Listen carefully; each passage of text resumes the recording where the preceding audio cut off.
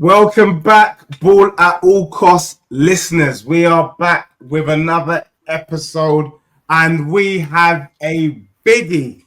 We have got She Plays Football in the building. Woohoo! We are fully excited to have Cori and Jo with us today, and it's going to be an amazing show. But before we do that, we are doing our check-ins, our usual check-ins. I will start with OC, then I'm going to come over to you, Cori, Jo, and I know Andrew is in the background and he will be joining us very, very shortly. But before we dive in, how is everyone doing? OC, how are you doing? I'm good. Thank you. I know last week's episode was a bit of a whirlwind, wasn't it? But since then, I have not retired, but I've stopped coaching my boys' team. Wow. Feeling a little bit at a loss, not knowing what to do with myself, and just reflecting on the journey. Because speaking of my wife, I've actually been involved with managing, captaining, and coaching within a grassroots game for close to 20 years. Wow. Which I didn't actually realise until I reflected on it. So it's been a bit of an emotional time, but the boys had a great journey. We've had a great journey, and it's all about my boy now. Just focus on him and get him set up. So yes, I can kind of know the feeling. I used to manage a kind of men's team, and you know, the day I kind of decided I was going to drop it, it kind of felt like a part of me was kind of missing.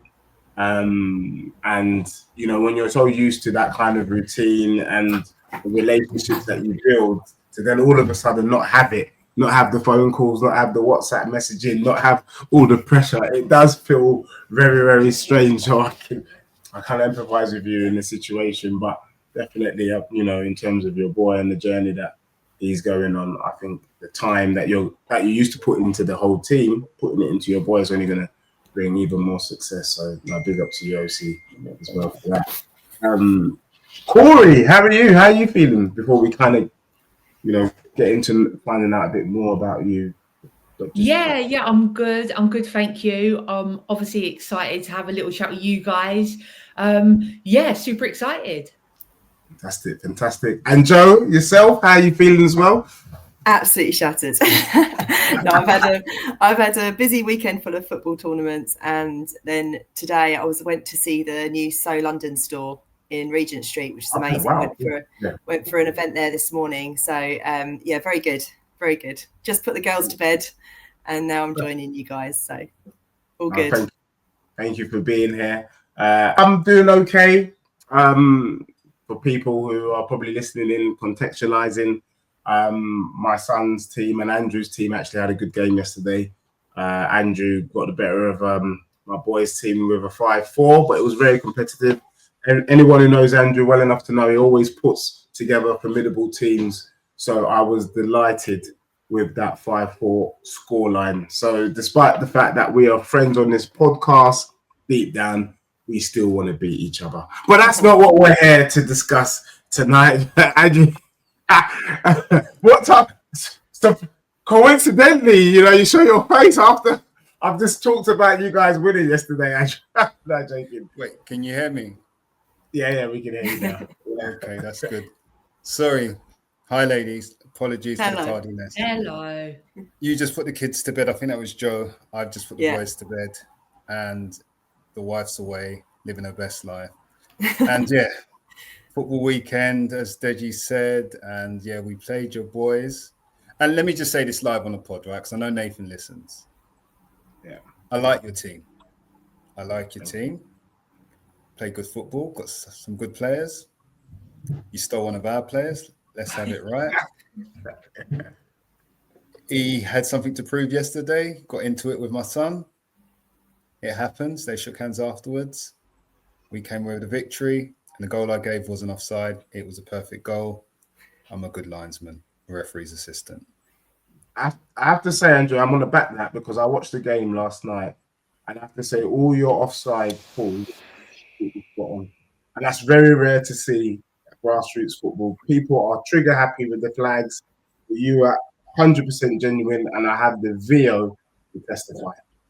Yeah, when I realised the VO was there, I had to make sure that I was justified. I've got a reputation. You would come on there and slander my name. No, it was very difficult to try and get that right because they have a hard job, referees, assistants. I'm just going to say this here because sometimes you're looking 20, 30 yards and you're looking at the ball being played and the players being offside. I think our boys, I'm trying to drill them on that offside. I think your boys need to work on your offensive offside management. And so it made it slightly easier. But that call, I was proud of that call when I saw that back on the VO. But anyway, enough about me. We have She Plays Football in the building. We have a UEFA A licensed coach in the building. Former women's Premier League champion. Did I read that right? Yeah, you Played did. for that side in North London, though. Yeah, I know. Sorry. Someone's got to do it. I wasn't going to mention it personally because I'm a Spurs fan, but hey, at least you're a better man than me. No, Premier League champion is Premier League champion. Was it with the Reds? I'm assuming it was with the Reds. Yeah, it was. Yeah. Okay, cool, brilliant. But Deji, you were running this show perfectly fine before I jumped on, so I'm going to hand it back over to you. Oh, thank you. So, Jo, Cori, delighted to talk about She Plays Football. And I deliberately didn't want to go into too much because I really wanted to allow the platform to give you, how did She Plays Football come about?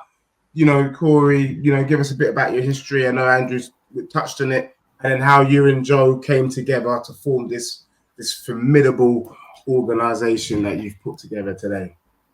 Yeah, so a little bit about my background quickly.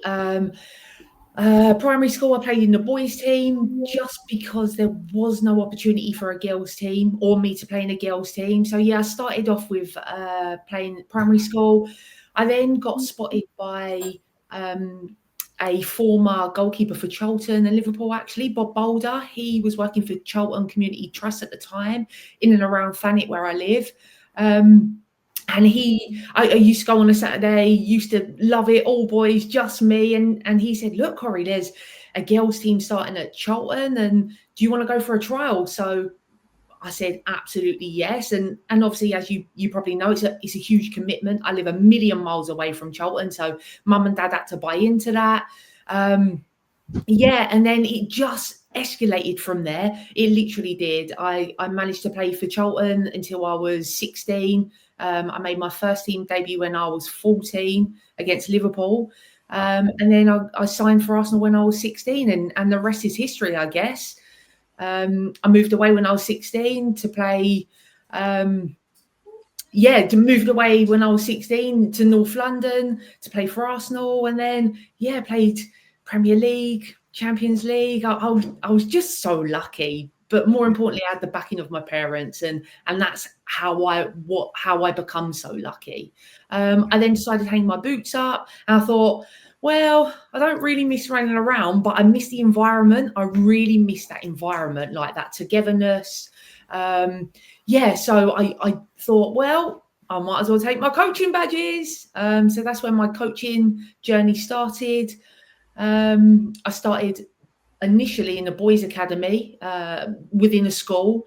So, I started there, and then I got into female football. And then, we thought, well, there's loads of information platforms for boys out there, and actually there's nothing really centered or catering for females, for girls on any sort of platform, on any sort of level.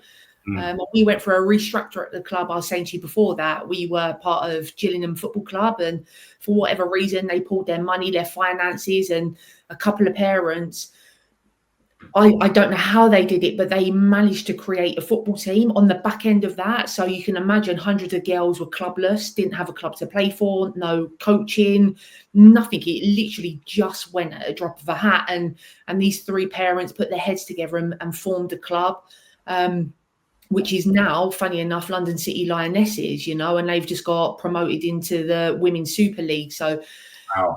Goodness, I know, thank goodness they did that. But on the back end of that, we were 3 parents. I wanted to stay coaching with that particular team. We become really good friends, and myself and Paul Venard, who created She Plays Football, we become really, really good friends, and we just bashed our heads together and said, look, there needs to be more for females, for girls. There has to be more available for them to tap into outside of football. What could we potentially offer them? So we come up with this little idea. I think it's absolutely brilliant. And Cori, if you don't mind, I might just pull you back just a little bit, just to find out a little bit more about your experience. What because you lived the dream.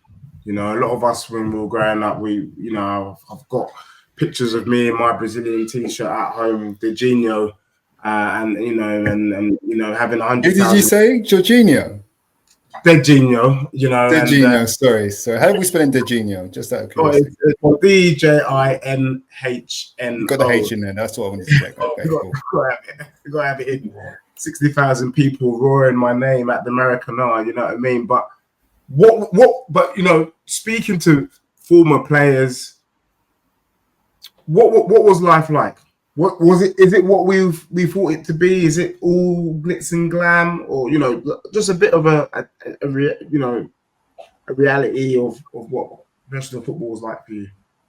So, listen, I was so lucky to be part of an established club. We were the pioneers, basically, of what it looks like now. We were so lucky at Arsenal. We had everything. We got everything. Like, honestly, we were so lucky. So lucky. We lived the dream. Like, obviously, the girls now and what they're exposed to and what they can have now is obviously tenfold more than what we were exposed to and could have. But honestly, they treated us unbelievably well. Yeah, it was the time of our lives. Like, it really, really was. And you can't hide behind, oh, you're a footballer. Honestly, when you're a footballer, you're a footballer, and it's good. It's very, very good. I love that. Go on, Andrew, sorry. No, I love that. Actually, somebody really just glowing about playing and enjoying it. It was, I think, groundbreaking times when you played, Cori. Obviously, the platform now is bigger, and you're part of that, and you continue to be part of that, which is great. And obviously, we've got the Euros on TV at the moment, and that's massive. ITV, I know they had to fight for it to go on TV last time around, or was that the World Cup? I think that was the World Cup they had to fight for, to get it on TV. But now it's just standard in everybody's home, 5 p.m., 8 p.m. And I think you are one of the reasons why that's happened. So big up to you. Congrats. I appreciate that. Thank you. We always have to look at the foundation, and everything. I believe we have to look at the foundation. And I'm not trying to make you sound old or anything, but you are part of the foundation.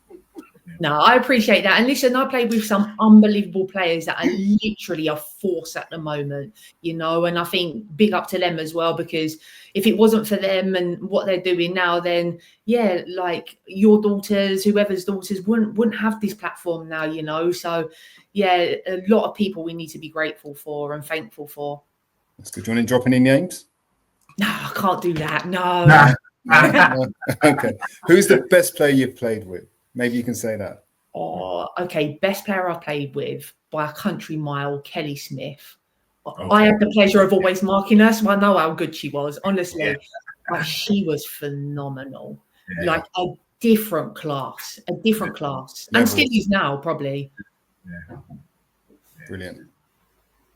Yeah, no, amazing. I could just, fantastic. And Kelly, she's hard, as they would say, like quality player.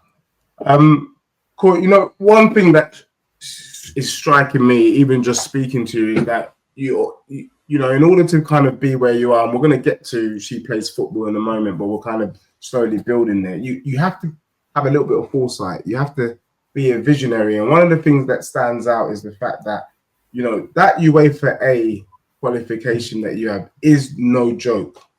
You could have stopped at any time. So I want to find out from you, what was the motivating factor? Because that's years. Do you know what I'm saying? Like, people need to know that getting a UEFA A, I think you're like one of 70 female coaches in the country that have that. So just to show it's a really special group of people. what was the kind of driving force? Why did you feel it was so important to obtain that qualification?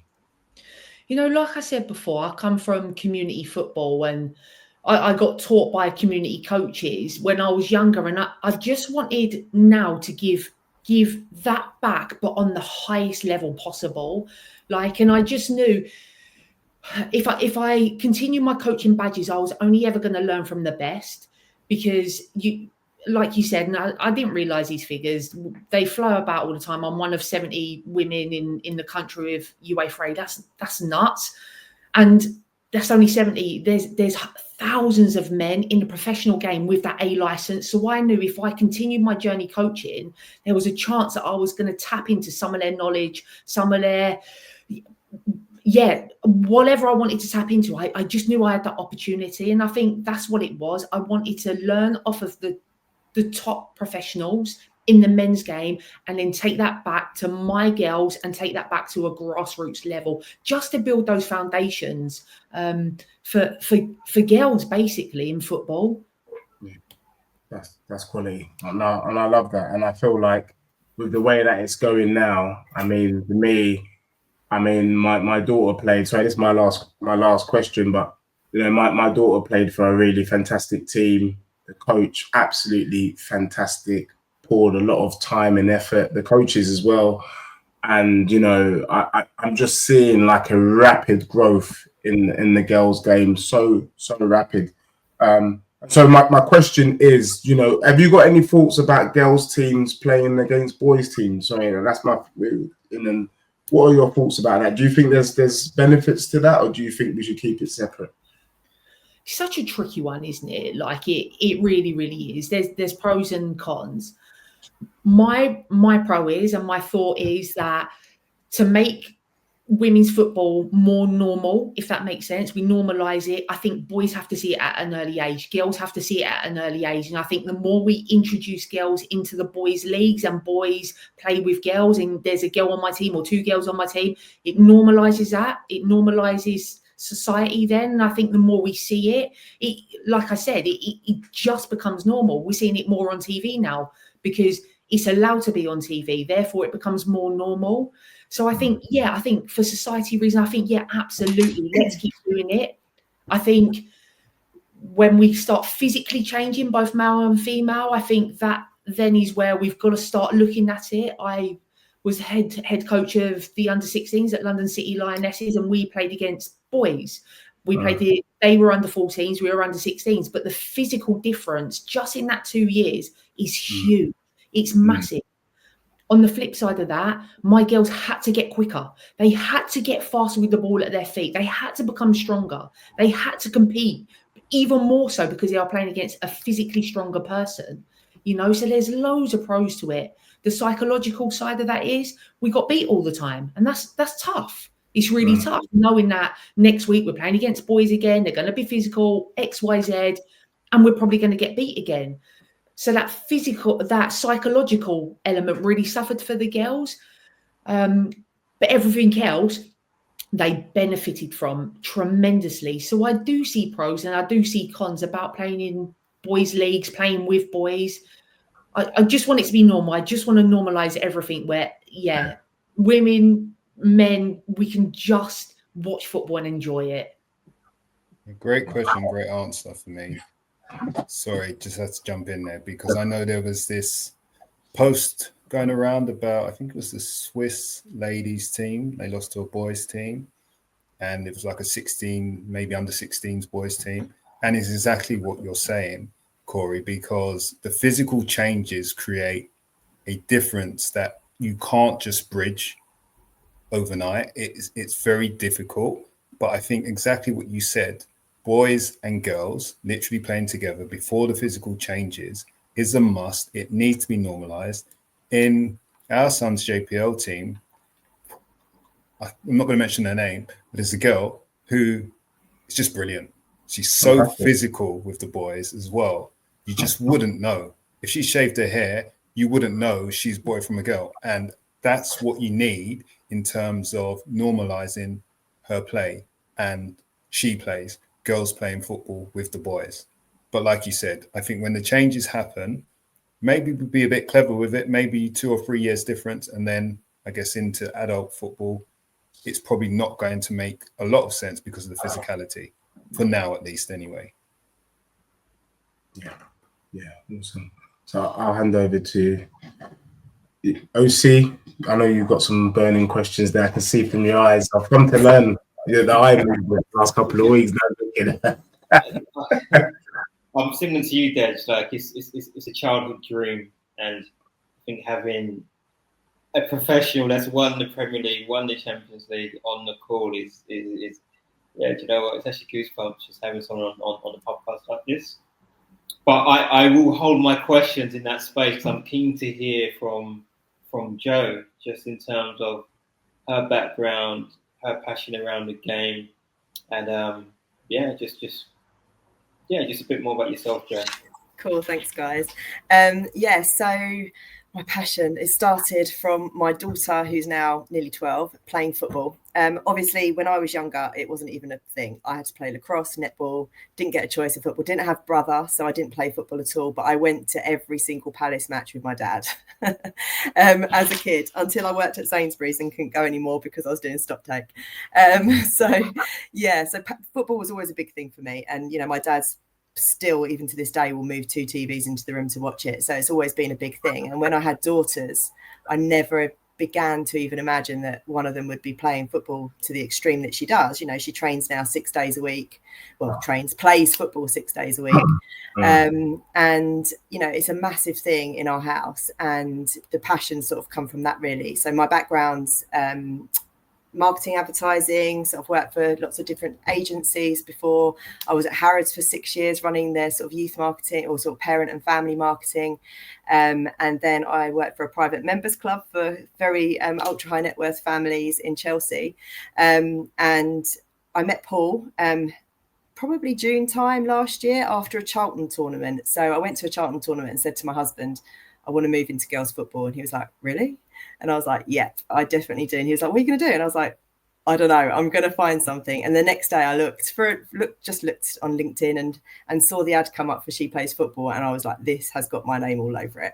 This is absolutely brilliant, and couldn't have come at a better time. Wow. Because, Poppy, my daughter, she's, like I said, 11, just about to sort of hit that tricky emotional hormonal period where I have got no idea how I'm going to navigate through that. And having numerous conversations with Paul around the platform at the time, Cori and Paul started it in 2022, and it was very much a training sort of platform which gives all the sort of the drills, and we'll talk about it later, but there's everything you need in order to sort of support your daughter at home with structured training.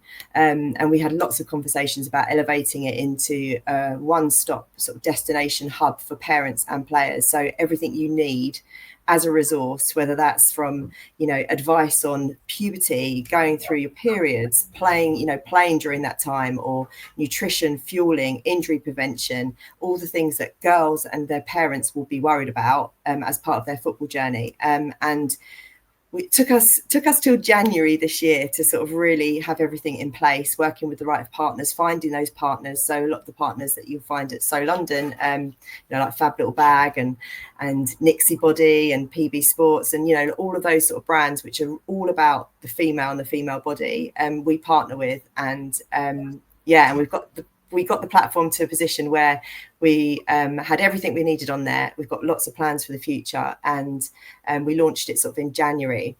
But just going back to your point, I wanted to just touch on your point about the girls' football and playing with boys. So my daughter started playing with boys in the playground at school. I had no idea that she was playing football every day. And we got a call from the teacher to say, can she join? She was in year 4. Can she join year 6's football team? And I was like, what? What do you mean?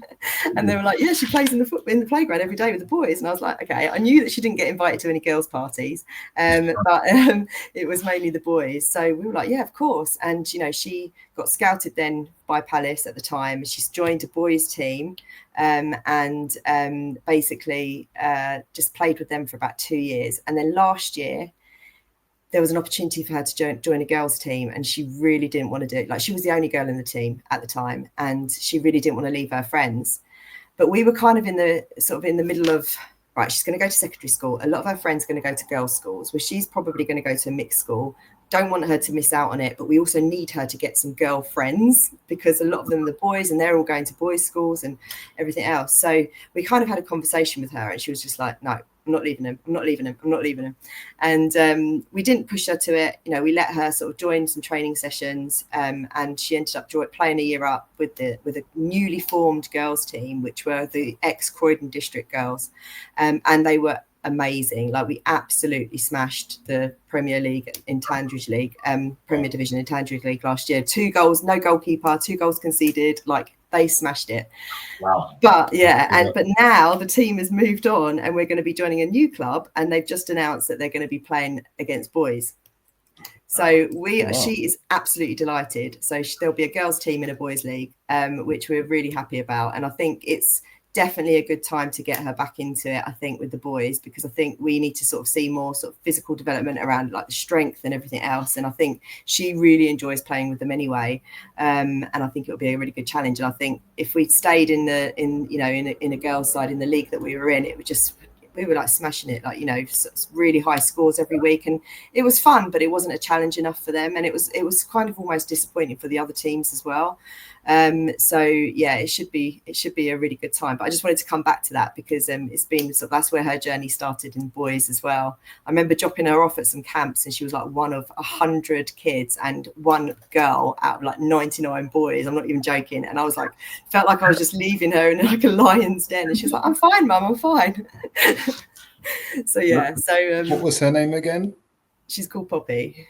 Poppy, big up. She plays football is you. You are She Plays Football. Well done, you. Smashed it. Yeah. Sorry, Jo. Yeah, no, that's okay. Yeah. So sorry, I just diverted then, but I just thought I'd mention it just while I remembered. That's it really. So I've been I've left my other job just before Christmas, and I'm now full time on She Plays Football because there's so much to do and so much more. Wow, we've caught you at a good stage, and we want to get you guys back on. We've not even finished this conversation, but I can already feel and see that we're going to need to get you guys back on in a year's time, 2 years' time, 3 years' time. And then we'll probably never be able to get you again. But let's try it. Do you know what I love about that little piece that you mentioned, Jo, was it comes back to a drive just to supporting kids, and obviously it started with your kid, but what I love about the community is that you've got passionate people that are passionate about seeing their kids love what they do and thrive in doing so, and you've got a back history, and you've used your career path as well as your expertise to come into the game and elevate something for not only your child, but thousands of other girls as well. So I really, really applaud that. Probably have a question that I'll park to a little bit later, but just in terms of She Plays Football, I just wanted to understand a little bit more about how things have grown, what impact it's having amongst the community, and success stories really.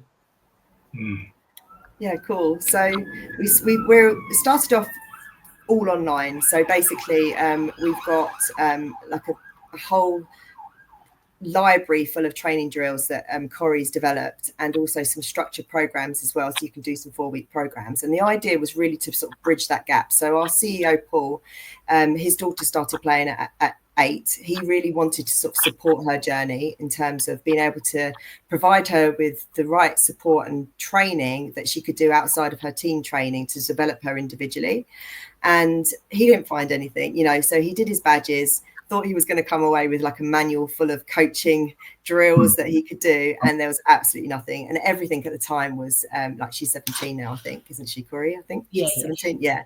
And everything at the time was very much male driven, so you can find the videos online, but they're all sort of like male coaches teaching girls, which there's nothing wrong with, but he kind of wanted to sort of support her in terms of her growing through those ages and stages.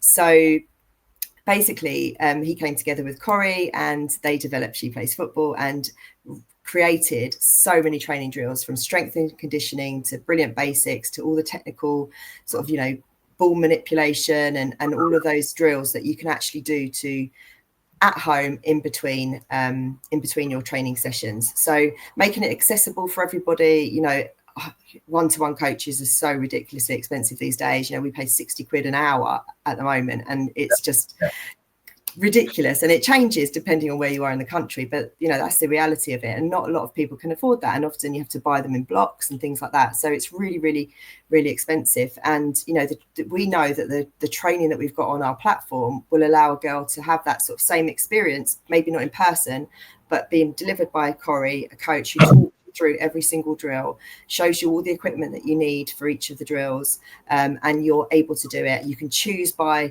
how many people you're doing it with, so you can do individual drills, you can do drills that you need a partner for, you can do drills that are by group, you can also do position specific drills as well.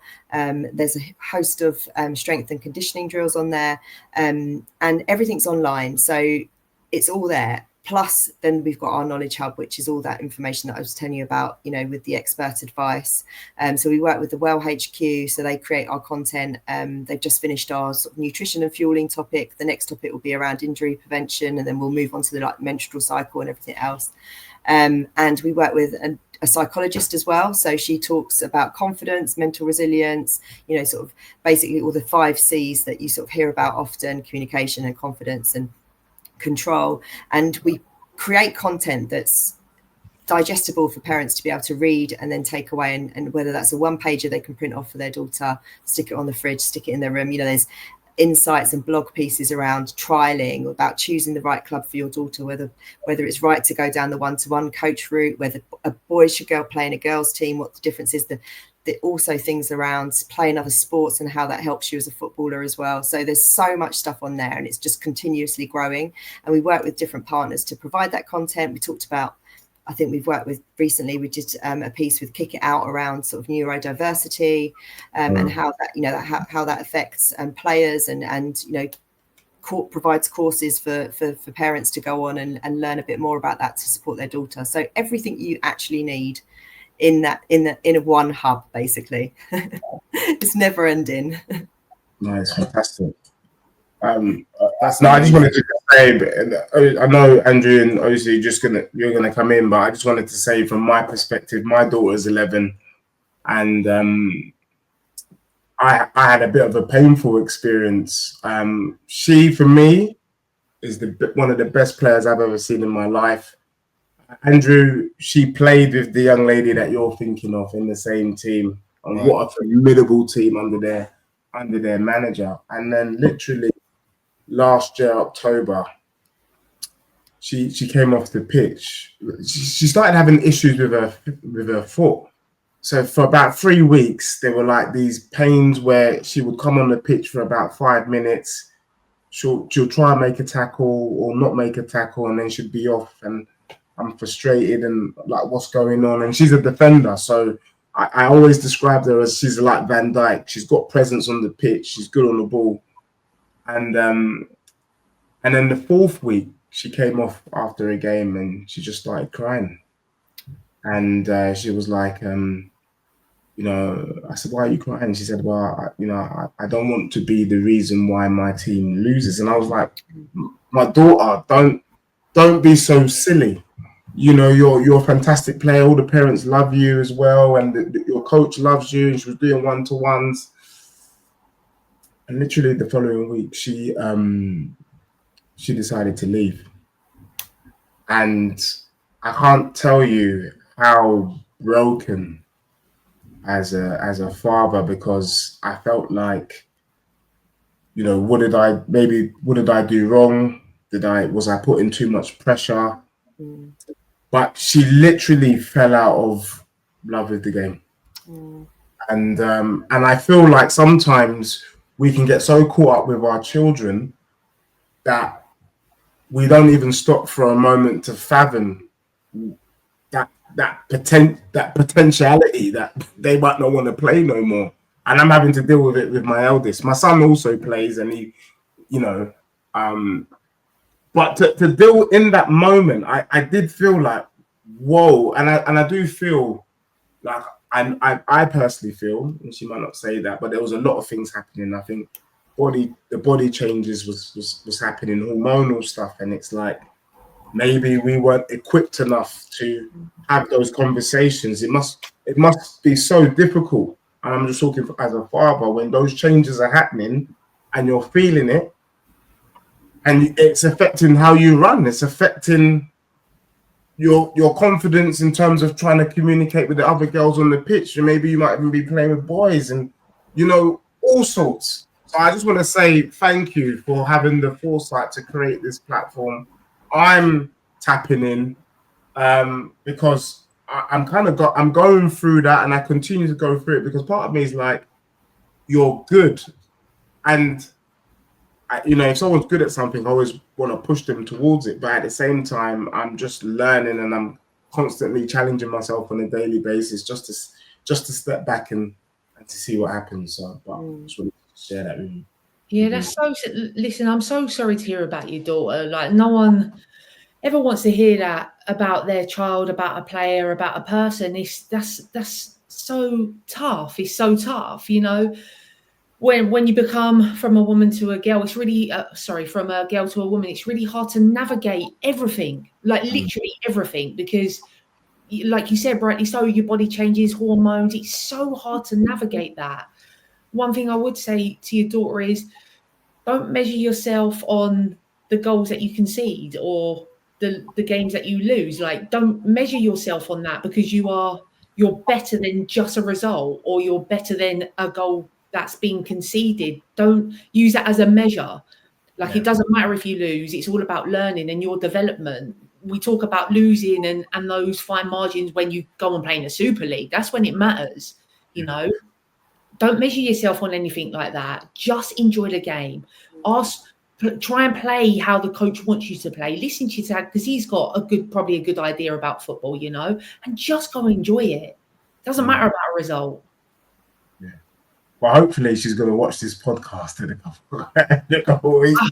Thank you, you know, but also just feeling that pain, you know, and for those who hasn't felt it or who are going to feel it in the future, it is a pain. It is something, especially when you know, and Jo, you know, I'm just hearing from you. I've got a friend of mine whose daughter, funny enough, is about 13, 14, Crystal Palace kind of ish area. She's a fantastic player, you know, but yeah, you know, just making me think and feel, and it's something that I'm still kind of dealing with at the moment. But look, obviously, sorry to steal there, but I just felt it was the right time to kind of mention it because it's something I'm going through.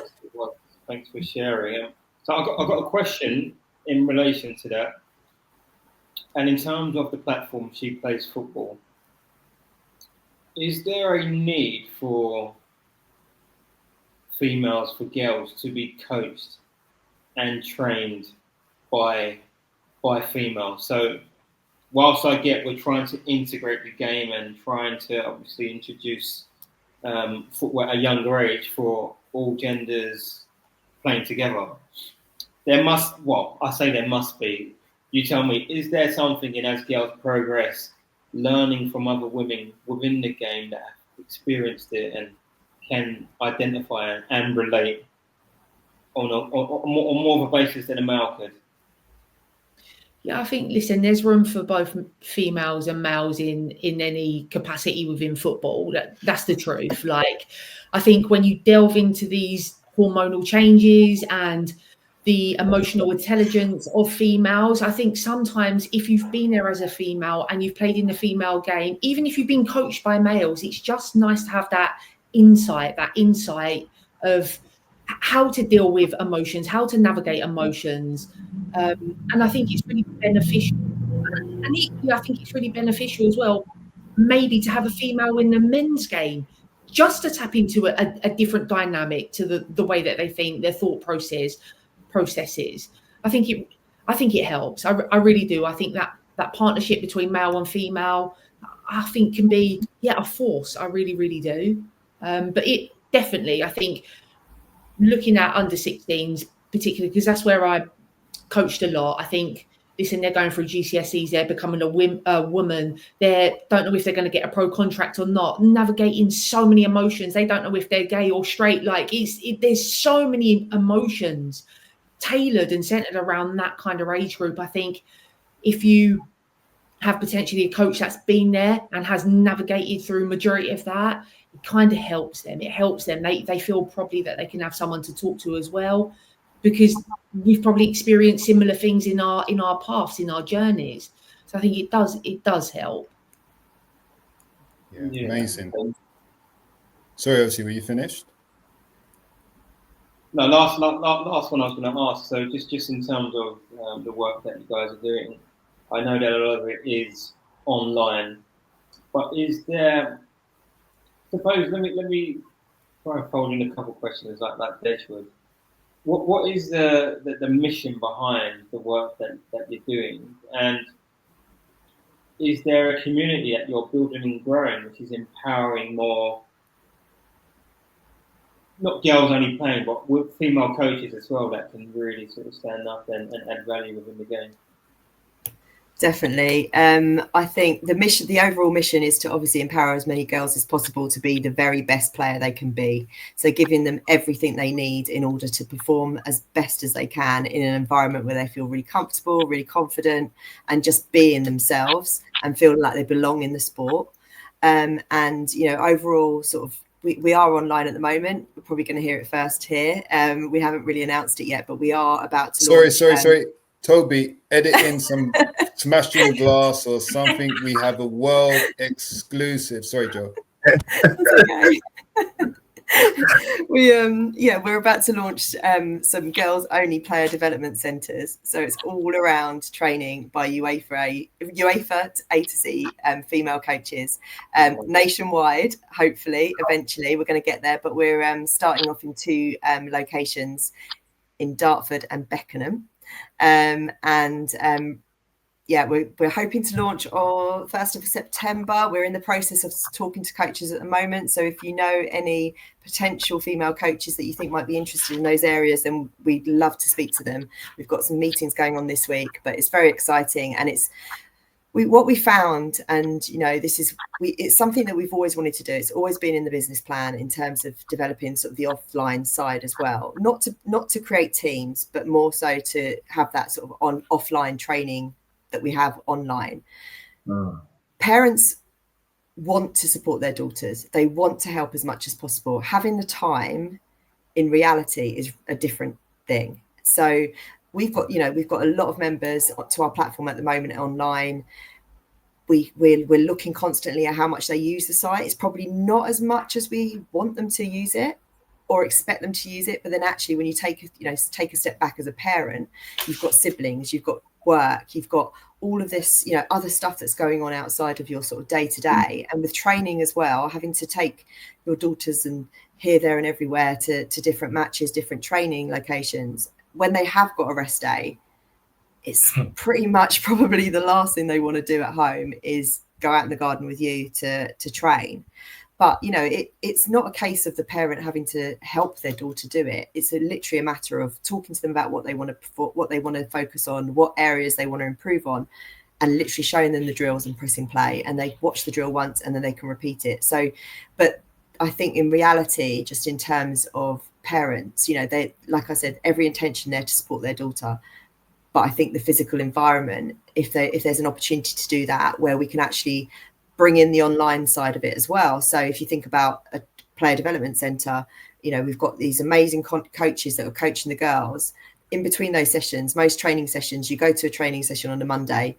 You don't do anything else with that training session until the following Monday. Our platform allows you to be able to sort of improve at home, look at the drills that you were doing, follow up. The coach can follow up with the girls as well around these are the areas that we focused on this week. This is what we're going to be doing next week. Have a look at these drills online. If you need advice on anything else, every single player that comes into our player development centre will get access to our platform, as well as the parents and the coaches. So it's a whole sort of ecosystem around that girl's journey as a footballer. So the online really supports that. And at the moment, no one else is doing that in terms of being able to provide that whole, approach to the journey and tie it in so nicely as well. So like I said, Cori's written all the structures. So for the coaches that come on board, they'll have a whole sort of 12-week block programs for for every single age group. From I think we're doing under 8s to under 14s, and you know the coaches will be able to tailor those programs and make them their own as well, but with the support and guidance from Cori, overseeing it, everything. Very exciting. Totally amazing. This is amazing. Sorry, I'm just blown away. And there are so for the boys, as you touched on, Cori, earlier on, there's so many resources for the boys, right? But there isn't this for the boys. There isn't He Plays Football, where you can just go one-stop shop and find everything. And I get it's needed for the girls' game because there isn't this, and it's harder to find. And this is amazing. And one of the questions I was going to ask first, before I go on, I want to shame the Genio over there. He said his daughter he calls her Van Dyke. What about Renard? What about Williamson? What about Millie Bright? Yeah, just saying. Just put it. Fair point. Okay, we'll move. Language is a thing as well that we need to learn as well. Yes, I take it. Yeah, fair. I knew you could. So one of the questions I was going to ask about the online training, how would feedback be given? Is there any feedback? You touched on the development centers, and thank you for sharing that exclusive with us. But if we take it back to the online, is there a place or a way to get feedback? I live in Doncaster. My daughter plays football, for example. I'm just throwing that out there. I don't live in Doncaster. But if I did, I can't get to Beckenham. How would that work for me? Or her? Well, I think, obviously we have an online presence, definitely. And I think if you look at social media as well, we're always open to players filming themselves and asking us to post it on our socials. I think that then gives us an element of feedback if they require it. Yeah. I think, like Joe said, at the moment, there isn't that initial personal touch when it is online. You get a session and I talk you through that session and give you tips, but quite rightly so, like you said, how can we measure or gauge if we are progressing, if we are getting better? And I think we would use our socials for that. We would ask for players to record themselves doing a particular movement, a particular pattern, a particular drill, and we can then gauge over time maybe if they have got better, if they require additional coaching. But like Joe said, we're going to start opening our development centres. It just makes sense. It just makes sense. And hopefully we can have some player development stuff through that, because they're going to be on a week period of training. So it makes sense to do that. And this is what I was saying. See, I had the foresight. See, once you get the 2, the 3, the 4, and then you're all over the country, we're not going to get you back on again. You're going to be too busy for us. You will. Don't worry. So I wanted to touch on. Sorry, did you want to follow up on that? No, I just want to say, can we just establish here and now that this is like a special relationship, so we can call them blood. Yeah. So you snooze, you lose on this podcast. If you don't jump in when the mic's hot, you lose your opportunity. I just wanted to take it back because I followed the women's game for a long period of time since Doncaster fell, and I have a grown daughter. She played once, got winded, and that was it. It was it for her. But she only played in school. I don't think she really had a passion to play. She supports my team, our team, myself and Deji's team, and she goes every week with me. So she has a passion for the game. But I have 2 nieces that play. One of them was with me today, and we went over the park, and she trained. The other niece, my brother he coaches her team, and he tells me interesting stories about, she's 16 now, and he says they are different to boys when you coach them. And it's literally just their approach, just the fact that they're talkative. They have a good old natter, he's saying, and things like that. And it's just, he finds it different. I wouldn't say difficult. He's learning to manage that pathway. And then myself with my other niece, I'm noticing changes. She's preteen, and sometimes she's really up for it, but in a session she can just change. And how do you find that, Cori, as a coach? Is that a thing? Is it just part of the process, that back to OC's question, whereby a female coach can probably understand and manage that probably better than a male coach, just because of experience? Yeah, again, like it's a tough one to navigate. Like it really is. Like I think again, male, female, wherever you're coaching, wherever you're playing football, I think if you're gonna natter, you're gonna natter it. For me, that just means that you are creating a really positive environment where players can express themselves, because the last thing you want to do is turn up to training and no one gets on. So for me, I would literally really, really celebrate that. I'd celebrate it because it just means that what we're doing as coaches, the environment that they're learning in is a happy place, and they are wanting to be there because they are engaging with each other. I think that's first and foremost. I think there's a time and a place for a chatter, and I think maybe that's around drinks or, something like that. And I think, listen, girls will natter whenever they want to natter. That's as long as it's something around, or we can kind of encourage them to have a football related natter, I think that would be really good again for the environment. But yeah, certainly I don't have an answer for that. Girls will just be girls, and if they want to talk, they're going to talk. I think you probably know that. No, fair enough. And whilst I've got the mic, we touched on, I think, Jo, you touched on it twice. Not a subject that us guys like to talk about, but we're going to talk about it. Periods. The game took far too long to introduce darker shorts. Full stop. But more so than that, I say more so than that, equally as important as that, I think, Cori, you touched on it as well, about body changes in sports. Now, I think it was one of the British tennis players, and her name escapes me now. Heather Watson, I think it was. She touched on a while back that, our form goes up and down, and it does coincide with our cycle, she said. And I hadn't really considered that watching the women's game. And you got players like Serena Williams who, steadfast and was able to maintain number one spots. And then you've got women who have children and then struggle to come back and get to the level they were, like Azarenka. Now, how do both of those things play into the women's game, really, and coaching the women's game when we're talking about cycles, and how does that impact conditioning, strength, fatigue during matches, in training, and then motherhood? I know it's a Deji style question. Deji is renowned for answering like 7 questions in one, and I've just fallen into that trap. But can you talk us through some of that and how She Plays Football helps with that? Yeah, so from a little bit of a coaching background, I think Jo can do more of the hub stuff online. From a coaching background, we would always ask the girls to document where they are within their cycle, so we could tailor our sessions around that. We could then, know how hard we need to work on, basically at what levels and how much they should be doing, basically their loading. So we would ask the girls throughout the month just to give us a gauge, and it's not you can have a conversation however you wanted to document that. We would just ask, because again, we need to normalize periods. Like, we need to normalize this, so we introduced it from earlier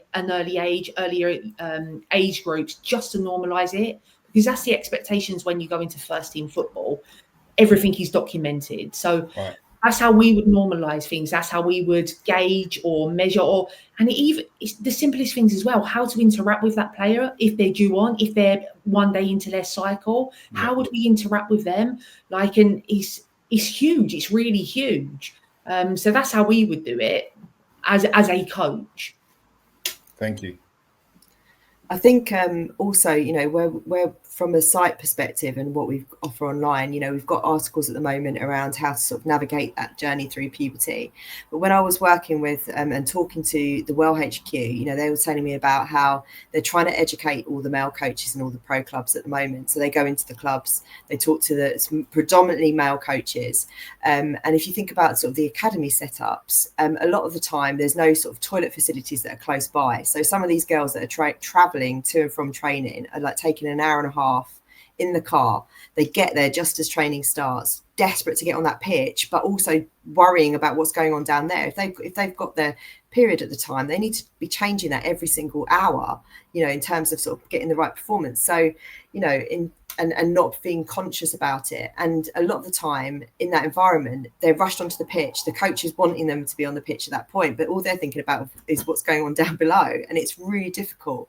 So we're trying to sort of like work with the experts in terms of how parents navigate that. You know, even as a woman, having gone through it all yourself, you feel like you're equipped until it actually happens. And then you're like, God, how do I even try and explain this to her? My daughter's scared of a paper cut, you know, and she's like, how on earth is she going to cope with having a period? Yep. So, you know, it's like, it's really difficult. So we're trying to sort of like basically provide and work with the experts around, you know, how to sort of from communication channels, from nutrition and fueling, what's going to sort of get them to, sort of, you know, perform better during those times where their energy's low and, you know, everything else needs to sort of like be up. So it's just, there's so many things, there's so many factors and things that we can be doing in order to help that. And that's what we're trying to get across on the site. We haven't got to that stage yet where we've got everything we want on there because we've only just launched, but that will come. And, you know, we've got a few little bits on there that sort of touch on it. But, you know, the idea is that we work with these experts to sort of really give those resources and tips to parents to be able to do that. Fantastic. Fantastic. Dej, I see you taking yourself off mute. So No. I thought, no, it was an excellent question and it was just great feedback. Just you know, one of the things that I love about these conversations is, you know, it truly is, you learn something new every day. Just that something as simple as the diary, you know, it just sounds so obvious, but never thought of that. Do you know what I'm saying? Like, so, you know, just thank you for sharing and for the insights, because I'm just even thinking about some listeners who are just having light bulb moments now, just listening in and thinking, yeah, I need to do that myself, you know, with my daughter. So no, I just want to say thank you. Okay. So one for Cori, I think, in here. So have you coached boys as well as girls? And Deji style again, are there kind of drills or skills that are better for girls to try and use? I'm thinking of girls tend to be more supple, more agile than guys. So are there skills that benefit them better than they might benefit boys? So yeah, I've coached both. I've coached boys and girls, and I think when you look at it, I think, again, this is my personal opinion, I think every player needs to be exposed to every skill, every trick, every position. I just think that is the right way to learn. I don't think one skill necessarily matches a boy or a girl. I just think it depends on that player and how well they then can execute that skill or trick. And it doesn't matter if you're female or male. And that's just my opinion. I think everyone should be trying everything, because you never know. Like you literally could try something and that could be your worldie trick of a lifetime. But if you've never been exposed to that trick, or never, because you're a girl, you probably shouldn't be doing this trick because you might hurt yourself, you know, you're never going to learn. So I think, listen, everyone should be just playing football and enjoying it to the best of their ability. And let's see where we can get some of these girls in the future, I guess. No. I make you right. As I said, I followed the female game for a long time, and the evolution has been quite remarkable, honestly. And I've spoken to the staunchest of lads who had no time for it. And I think the majority of them are coming round to understanding that the game has evolved and the game has so many qualities. Like, you look at someone like Bon Matty, she came on the pitch the other night and changed the game, honestly. I mean, the game was already won, but what she can do with football, it's unbelievable. And let's shout the English ladies as well. There was a lot of talent there. Beth Mead, Hemp, James, Walsh, there's loads. So shout to you guys as well. Yeah, for sure. OC, I see you off mute, so I know I can see in your eyes as well. As Deji says, there's a question or two lurking. Yeah. So you know what? I said I'll park this one. This is from earlier on when Cori, you were explaining your journey in the game. And you mentioned a few times that I was lucky. You said I was lucky to experience this and do the things that you did. And I just wanted to just ask, how did that luck come about then? Was it hard work, or were you in the right place? Obviously, there was hard work involved, but for me, if you're going to play at that level and have the career that you had, it equates to, I think you were being quite modest, because it equates to more than luck. So what advice would you give to girls, I suppose, and boys that are trying to progress and perhaps hit the heights that you did? Yeah, again, like I'll stick to it. I've been so lucky, and the reason why I've been lucky is, right place, right time. But I'm still lucky to have a mum and dad that literally supported me throughout my career, and still do, by the way. They want to link to this because they want to listen to this, you know. And sorry, Cori, I'm not having that. Sorry. OC's right. You're too modest. My definition of luck is hard work meeting preparation meeting opportunity. So you had the opportunity, but you must have been prepared in order to get lucky. So how much hard work did you put in?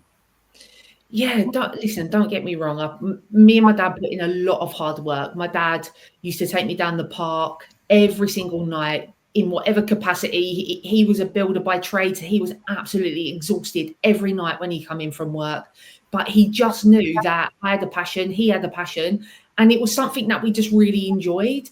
So yeah, it was hard work, but it was fun. So it didn't seem hard work, if that makes sense. And again, I was lucky to have a dad who was willing to do that, because there's a lot of talented players, male and female, that just don't have that support network. And it's such a shame for me, because their talent just goes missing. It goes lost. They just don't have the fortunate time that I did, you know. And I did work hard. I worked hard because I was lucky and right place and right time. But yeah, it don't get me wrong, it was tough, but I enjoyed every minute of it. But yeah, like if you want to become a pro now, work hard. You have to work hard. I think you have to be a sponge. No one is a finished product. They're just not. I'm not as a coach. I never was as a player. I'm learning constantly. And I think it's super important to be open to all ideas, and yeah, just be open to every bit of information you're going to be given in your career, because it's going to help you at some point. Yeah, thank you. I get where you're coming from, certainly, because there are many kids where their households or their parents just aren't the same as the next door neighbour. So the fact that you had your dad there that was willing to go out and put in the work with you, yeah, it's a blessing. It's luck, however you want to badge it. Not everybody has that. But I just wanted to follow up with that. So how much were you actually training? And second question would be, so how often were you training throughout the week? Like what sort of things were you doing? And just to wrap into that as well, it would, I just had a question and it went. So sorry, how much were you training like across the week? So like many players, we try and train every day. I think that's just the norm in whatever capacity that may be. You may be on the pitch for 3-4 days. You may be in the gym for 2-3 days. You know, we try and train most days, maybe have one day rest. And that volume of training will differ depending on where you are within your match. Match day -1, match day +2. It all depends in whatever cycle you are, but 9 times out of 10, we would try and train every day with some sort of video analysis on top of that as well, because we class that as training. Of course it is. Yeah. We would try and train every day. The other one did come back to me, and just in terms of, so obviously, as you mentioned at the top of the show, we're dads, we've got kids in the game. My boy is 8 years old. The kids are slightly older. Question is, what impact have you seen parents sort of have on the journey? So those parents that do take their kids to club and they are there on the sidelines, what is an example? What would the parent? What have you sort of seen within the game that might be a positive or negative on a child's journey? I think, listen, we see many parents who think their child is going to be the next top professional in the world, and that may be accurate, and they may be, but I think a lot of parents put a lot of pressure on their children.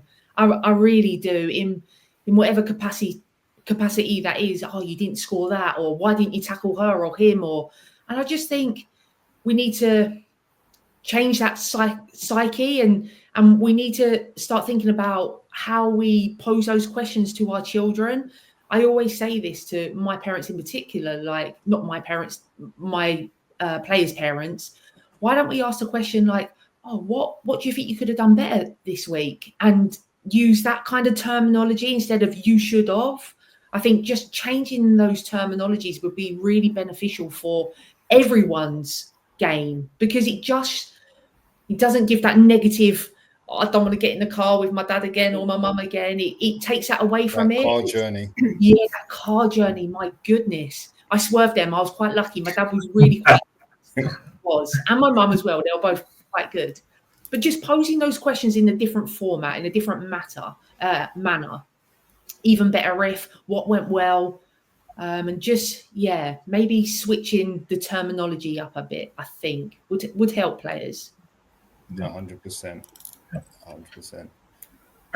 Andrew, I have a final question, but maybe it's a question that should go right at the end.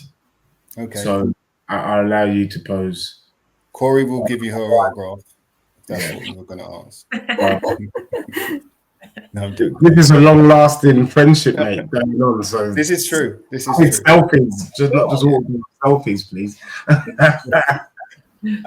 So She Plays Football is the brand, and as Deji has mentioned, this is a long-lasting relationship. So, Jo, if you fancy moonlighting and helping us with our marketing, by all means, I'm not going to stop you. I'm not going to stop you. So just let us know. No, I'm kidding. But you do fantastic work over there. So is She Plays Football free? If it's not, what is free and what isn't free? Cool. Yeah, it's a monthly membership on the online version. So there's two different levels. You can actually access the site now and get all the articles that we do in our insights section. You can see a couple, I think 2 or 3 videos, drills before then you're asked to subscribe.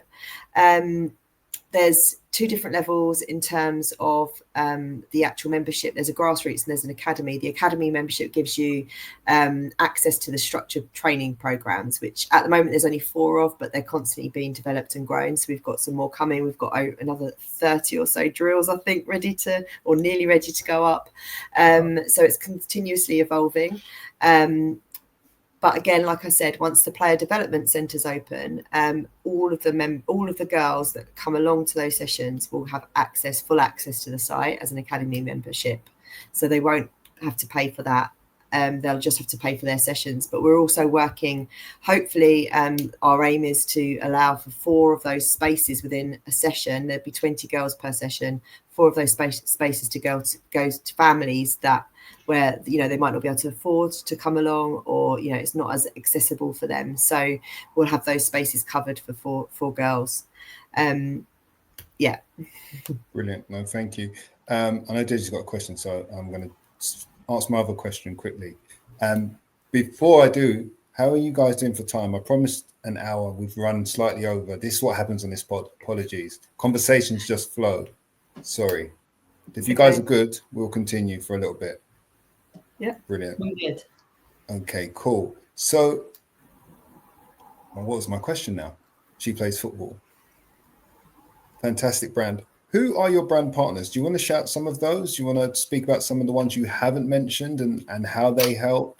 And Can we become a brand partner? How can we help you? How can you help us? How does that work?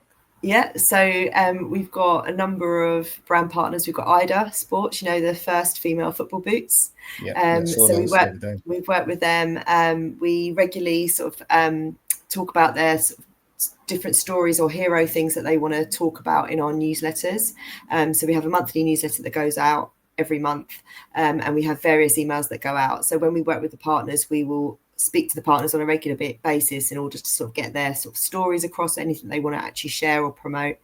We've also got Nixie Body as a partner, so they're the performance knickers, and Team PB, which is the performance bras. We work with Kick It Out, we work with Her Game Too. Who else have we got? Fab Little Bag, so that's like disposable sort of little sanitary bags that should be in most of the changing rooms that you see at different stadiums and training facilities. Grace and Green, which is a sustainable sanitary product. If I name them all, Lacey's and Defiance. Yes. So they're a great brand. They're a great brand. So we do lots of stuff with them. We've actually got a competition coming up very soon with them as well. The Well HQ are our expert partners for everything about the female body. We work, obviously, Kelsey King is our sports psychologist. So she's ex-Palace women's first team. Now she's at Charlton, I think. So she works with us on all that side. I think I've covered everyone. That's fine. If you've missed anybody, anyway, regardless, we'll list these in the comments when we post this video up anyway. So cool. That's great. And we'll add your link to our newsletter as well. We got there, Dej. We got there. Partnership is real. Thank you very much for that, Jo. It's honestly, I'm so happy you guys have come on, because I think there's such an important message. There's such an important platform that you guys are offering. I feel excited to learn more, to go into your site to learn more and get information. It's fantastic. Dej, I know you've got a question, and then I think we're going to get into the process of wrapping, because it's been a long session already. And I just want to first and foremost, Cori, Jo, thank you for the insights, but not just only the insights. It's like the level of detail. You know, every time that you've spoken or answered our questions, it's felt like She Plays Football is a one-stop shop. You know, really, where all things female football come to She Plays Football, and we'll have an answer to you. So that goes to my question then. I think, you know, and it's for both of you. From this point, and from the next, you know, maybe 2 to 5 years, for you, Cori, and for you, Jo, what would success look like? Because you've done a lot, and you've got a lot of plans in the motion. But what would you like to see at She Plays Football that would make you, you know, sit back with that glass of champagne, if you have champagne, and say, you know what, we're doing a bloody good job? And I'm going to start with you, Jo, and then Cori. I would love to see our development centres nationwide. We're working with Goals as a venue partner, so they are going to help us roll out, which is amazing. That would be like my biggest thing, to have those to work. We're working with the Powerhouse Project on being an outlet for their sort of female coaches. So obviously that you must have heard of the Powerhouse Project. They're an amazing brand where they basically help and promote women's going into sort of female coaching, and they prep them for their UEFA B. So we're working with them on becoming an outlet for female coaches, which will be absolutely fantastic. And the idea has always been for us to create a foundation where we can actually, you know, give back for a lot of more, to allow for more opportunities for females going into the game, not just players, but also, you know, outside of that as well. Yeah, I would agree. Just that the latter part about us giving other females opportunity, I think that's huge, whether that be in a playing capacity or a coaching capacity, in whatever capacity that is. I think we can really sit back and relax and go, look, there's thousands of girls playing under our name, our banner, our heading. There's thousands of female coaches with the opportunity now because of us, you know. And if they make it to the men's pro game, amazing. If they make it to the women's pro game, amazing. But just being allowed that opportunity that we have provided them is just unreal for us. If we can, get to any sort of where we can just do that for any sort of player or coach. That'd be great. Awesome. No, thank you. And Andrew, I think you've got one more question. No, thank you. That's really powerful. And you know what? Just speaking to you both, I know with confidence that you will achieve it. I think it's such an amazing, such an amazing program platform. And for those that are listening in, first and foremost, make sure you like and subscribe. I'm taking Andrew's thunder today. Well, make sure you get over to She Plays Football. It's got all the information that you need. Reach out to Jo, reach out to Cori if you've got any questions. Let's make this happen. Let's make this a reality. Thank you, guys. Thank you. Honestly, I've got, and I said this last week on the podcast we recorded, which hasn't come out yet, just letting listeners behind the curtain. I like to do that every week.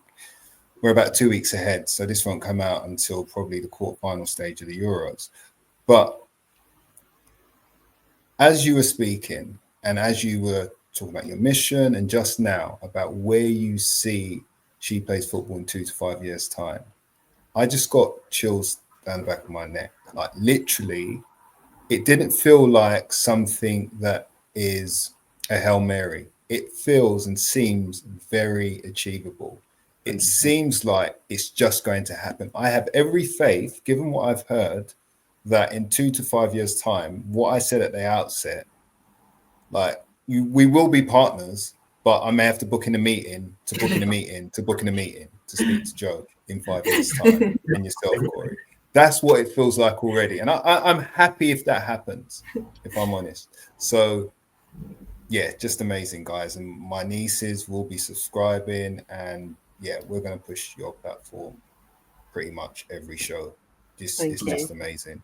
Thank you so much. No, honestly, no need. We're about trying to help, trying to inform, having awkward conversations. Honestly, men do not like talk about menstrual cycles, as you know, but it's something that I had to mention and talk about. So this is that we want to provide banter. Of course, we want to provide grit, detail, and a bit of personality as well.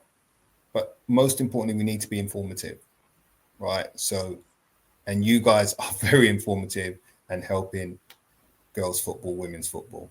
Our last question, I guess, for you guys is, if you could think of one guest that you think we should have on, please can you tell us who that should be? But before you tell us who that should be, you have to help us get that guest on. Yeah,